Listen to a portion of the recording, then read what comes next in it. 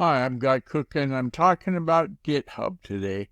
If you want to propel your business, your online presence, a little bit higher in the food chain of what's hot and what's not, then consider a visit to GitHub and look at the tools available in that environment.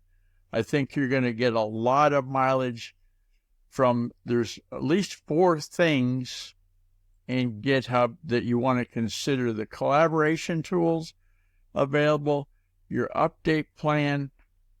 It's going to get a boost that you won't believe. Upgrading your update game with GitHub, that's something to put on the list. Automate your workflow. A lot of things can be automated with GitHub. And fortify your code base. Make sure that your code base is locked down, it's got security, so you can get a good night's sleep and not worry about your code fortress being insecure, because it's not going to be.